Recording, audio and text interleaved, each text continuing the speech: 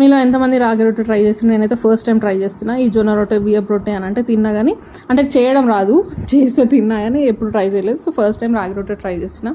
దానికి 1:1 water and రాగి పిండి తీసుకున్నా. 1 కప్ వాటర్ బాయిల్ చేసి అందులో లైట్గా ఆయిల్ వేసి కొంచెం ఉప్పు వేసి ఈ రాగి పిండి వేసి మంచిగా కలిపిన అనమాట. కలిపి స్టవ్ ఆన్ చేసిన.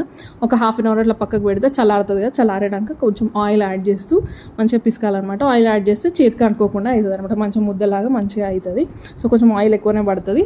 మంచిగా పిసికి ఇట్లా చిన్న చిన్న ముద్దలాగా చేసి మనం బియ్యపు రొట్టె జొన్న రొట్టె చేసుకున్నట్టు ఇట్లా రొట్టెలాగా ఇట్లా ఒత్తాలన్నమాట. అది నాకు ఒక ట్రై చేస్తే రాలేదు, రౌండ్ షేప్ కాకుండా ఓవల్ షేప్ లాగా వచ్చింది. సరే లాటిస్తే వస్తుందా అనేసి ట్రై చేస్తే మంచిగా కొంచెం పొడి పిండి ఎక్కువ వేస్తే లాటియడం కూడా ఈజీగానే వచ్చింది.